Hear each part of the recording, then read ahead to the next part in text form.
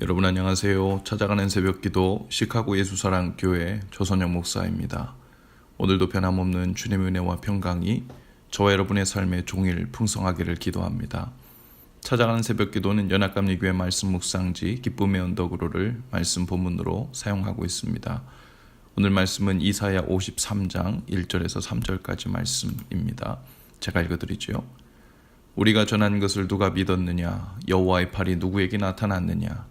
그는 주 앞에서 자라나기를 연한 순 같고 마른 땅에서 나온 뿌리 같아서 고운 모양도 없고 풍채도 없은즉 우리가 보기에 흠모할 만한 아름다운 것이 없도다. 그는 멸시를 받아 사람들에게 버림받았으며 간고를 많이 겪었으며 질고를 아는 자라. 마치 사람들이 그에게서 얼굴을 가리는 것 같이 멸시를 당하였고 우리도 그를 귀히 여기지 아니하였도다. 아멘. 예수님을 생각할 때 가장 먼저 생각나는 것은 고난과 십자가에서의 죽음일 것입니다.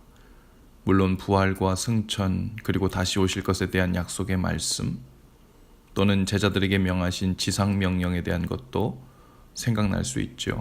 그러나 고난과 십자가는 쉽게 뛰어넘을 수 없는 예수님에게 있어서는 그 정체성의 기초와도 같은 것이죠.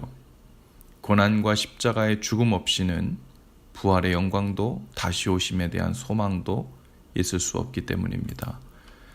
이사야는 장차 메시아로 오실 예수님에 대하여 한마디로 고난받는 종의 이미지로 설명하고 있어요. 강력한 힘과 권세를 가진 메시아, 구원자의 이미지하고는 전혀 어울리지 않는 설명들입니다. 특히나 유대인들이 갖고 있던 메시아에 대한 생각과는 전혀 부합되지 않는 그림이었죠. 그분의 출생은 매우 위대하고 존귀할 것으로 기대되었지만 실제로는 그렇지 못했습니다. 그분은 다윗의 자손이긴 하셨으나 그 탁월한 왕족의 세력이 몰락했을 때 출생하셨죠. 그 왕족의 후예인 요셉이 가난한 목수에 불과했습니다. 이러한 사실들을 유추하여 본문에서는 그분을 마른 땅에서 나온 줄기 같다고 표현하고 있죠. 실제로 그분은 유대 북쪽 지방 갈릴리의 비천한 가문 곧 메마른 땅과 같이 선한 것이 나올 수 없을 것으로 생각되던 촌락에 자리 잡고 있었습니다. 또 예수님은 공개적으로 오실 뿐 아니라 장엄하며 굉장한 모습을 지니고 오실 것으로 기대되었었죠. 그러나 그러한 기대와는 달리 그분은 사람의 눈을 피해 지극히 낮은 것들 사이에서 태어나셨습니다. 그리고 연한 순같이 조용하고도 아무도 알아채지 못하는 가운데서 자라나셨죠. 또 그분은 얼굴이나 풍채가 특히나 아름다워서 그를 본 모든 사람들의 호감을 불러일으킬 것으로 기대되었습니다. 그러나 예수님께는 그런 모습이 전혀 없었죠. 특별히 고운 모양이나 풍채가 없었다고 성경은 기록하고 있습니다. 모세는 태어났을 때 축복의 전조로 간주될 만큼 지극히 아름다운 모습이었다고 했어요. 다윗도 기름 부음을 받을 때 눈이 빼어나고 얼굴이 아름다웠다고 성경은 기록하고 있습니다. 그러나 예수님의 모습은 그 겉모습을 가지고는 세상이 칭송할 만한 것이 없었다고 기록하고 있죠. 심지어 예수님은 그 복음도 지혜 권하는 말로 전파하지 않고 전혀 꾸밈 없는 말로 전파하셨습니다. 그는 또한 모든 부류의 사람들을 초대하여 즐거운 생활을 만끽할 것으로 기대되었지만 그분은 오히려 간고를 많이 겪었으며 질고를 아는 분이셨습니다. 우리는 이렇게 고난받는 종으로 오신 예수님을 따르는 제자들이죠. 그리고 예수님은 분명히 말씀하십니다. 마태복음 16장 25절입니다. 누구든지 나를 따르려거든 자기를 부인하고 자기 십자가를 지고 나를 따를 것이니라.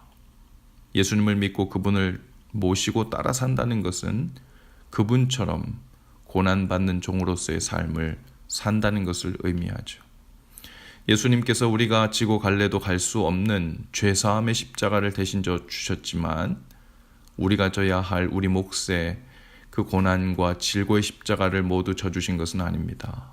그 십자가는 우리가 고난일 뿐 아니라 우리를 축복의 길, 영광의 길로 인도하는 다리와 같기 때문이죠. 우리에게 맡기신 영혼들을 위해 대신 고난을 받고 질고를 겪으며 사랑하는 아버지의 뜻을 이루기 위해 고난을 자처하고 희생을 드리는 삶이야말로 우리가 이 땅을 살아가는 진정한 이유이자 가치이기 때문입니다. 어떤 사람들은 축복이 모자라서 이 땅을 살기가 힘들다고 합니다. 돈이 모자라고 내가 원하는 스타일의 사람과 결혼하지 못하고 내가 원하는 모든 것을 모두 얻지 못해 만족스럽지 못한 것이 오늘 삶을 힘들게 사는 이유라고 생각하죠. 그러나 진정으로 이 땅이 살아가기 힘든 이유는 내 삶을 기쁨으로 드리고 헌신할 만한 가치와 이유를 발견하지 못한 이유이기 때문입니다. 고난을 참고 인내해야 하는 이유, 내 삶에 배정된 십자가를 기쁨과 즐거움으로 지고 가야 하는 이유를 발견하지 못해서이죠. 오늘 우리의 삶에도 다양한 고난이 있을 것입니다. 고난이 있는 것은 이상하지 않습니다. 고난의 종으로 앞서가신 주님을 우리도 따라가는 것일 뿐이기 때문이죠. 다만 오늘 우리가 당한 고난이 우리 자신을 위한 고난이나 나의 욕심과 소원을 이루지 못해 기인한 고난이 아니기를 바랍니다. 오늘의 교회들도 더 많은 축복과 넉넉함이 부족해서 어려운 것이 아니죠.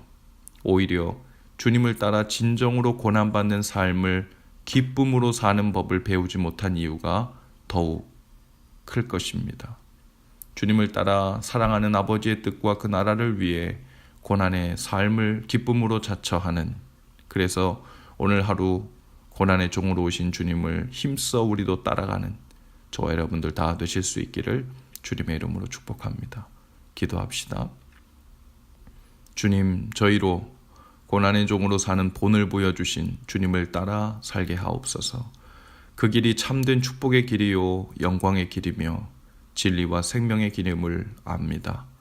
오늘도 아버지의 나라와 그 뜻을 위한 고난의 길, 희생의 길로의 부르심에 담대히 응답하고 주님과 함께 걷게 하옵소서. 예수님 거룩하신 이름으로 기도합니다. 아멘. 여러분, 오늘도 예수 사랑으로 화이팅입니다. 내일 아침에 다시 찾아뵙지요.